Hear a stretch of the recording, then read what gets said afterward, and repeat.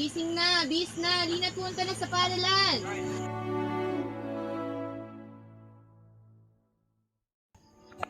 Inay, saan po tayo papatungo, inay? Di ba gusto mong mag-aral? Opo, inay. Kaya ngayon, pupunta tayo sa school para ma-enroll kita at makapag-aral ka na. Talaga po, inay?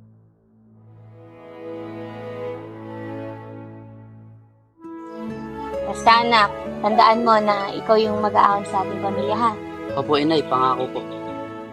Tara na. Baka mahuli pa tayo.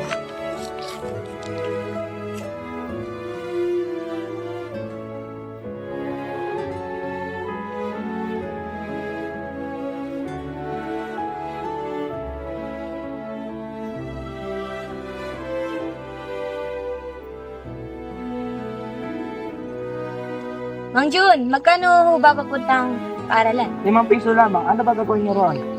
Papainal ko ang aking anak na si Bagat.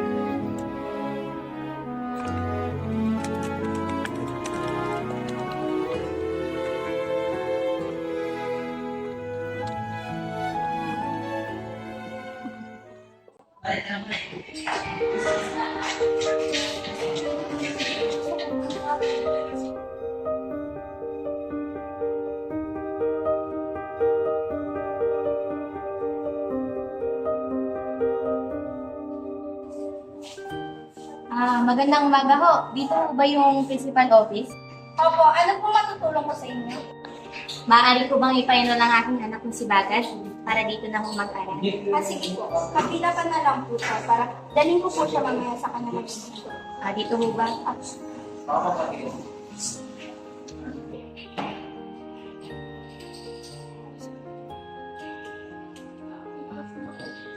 Maraming salamat. Anak po, pupunta tayo sa kanyang magiging group. Mahal ko na mga maliit. Tara.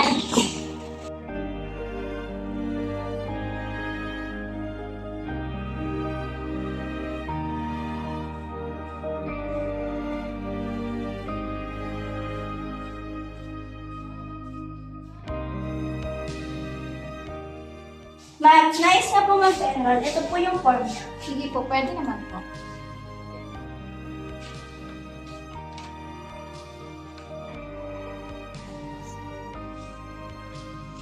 Ito pala yung uniform mo, tapos sutin mo na ito kapag first day ang pagpasok mo, okay?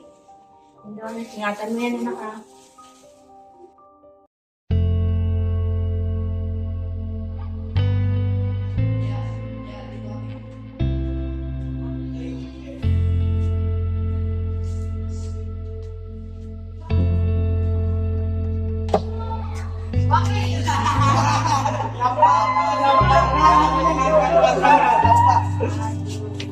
Mamaya ka sa akin. Okay ka lang. Makakahuli kasi sila eh. Wala.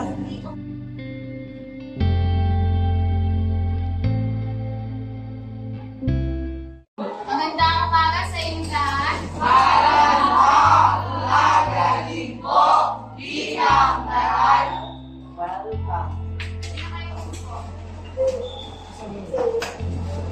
Ayan, may bago pala kayo ang kaklase, si Bagat. Kanina Bagat sa harapan para ipakalala ang iyong sarili. Oo nga pala si Bagat na isa. Bagat, magkatumpa. Bagat na dumagat, galing. Tahimik kayo. Dapat hindi ganyan ang pagtrato ninyo sa bago ninyong klase. Magsiayos na po. Ayan, ngayon buo tayo ng dalawang groupings at pipili ako mamaya ng dalawang magiging leader. Na kung saan ang gagawin ninyo ay isang handicraft item. At ito yung example ng isang handicraft item. Ayan, may napili na akong magiging leader at si JR tapos si Paolo ng kaya. Pwede na kayo pumunta sa mga. And JR, ang pagrupo mo pala si Alvin, si Legihan, si Jovelyn, tapos si Laika, si Berna, tapos si Malabo, tapos si Aldo. Ilan na ba yun? 1, 2, 3, 4, 5, 6, 7, 8. Ayan, okay na. Sa'yo naman, Pauline, si Chris, si Larry, si Melvin, si Kim, si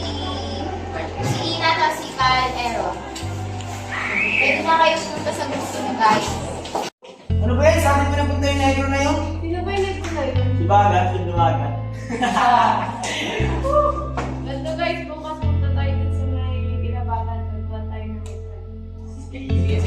Bagat. Oh, yun tayo. Maalit na.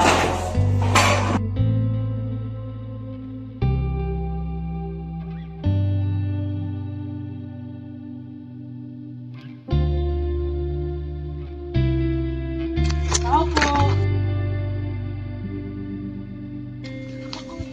Bagat po.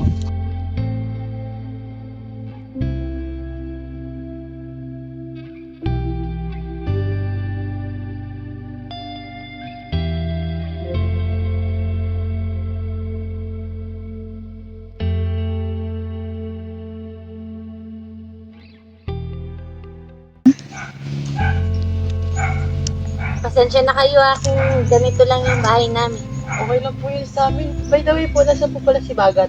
Nangalakal kasi siya eh, baka mamaya uwi yun. Paano po kayo nakakaraos sa pang-araw-araw niyo po?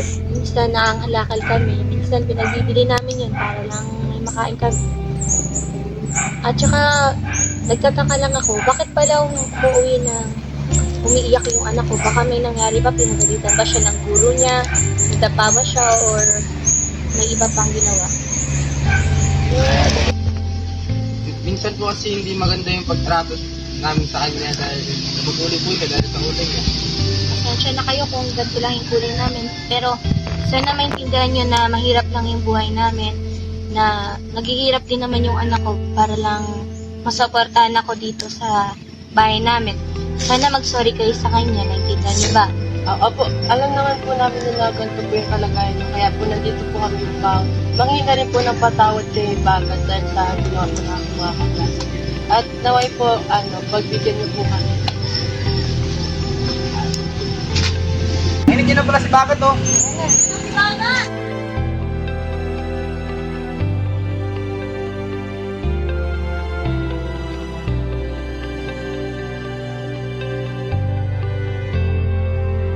Uy, Bagat, tara, gagawa na tayo ng project natin.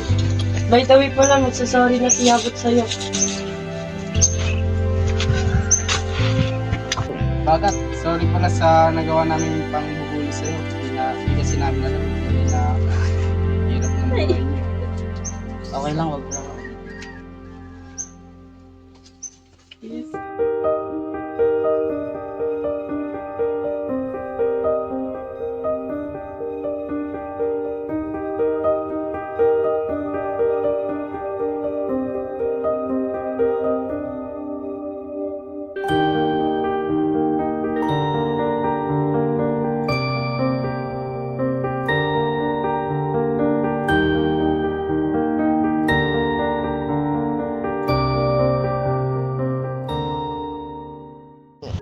Bakit? Hindi na pala kami. Tapos ko rin ang nagawa natin. Okay, bye!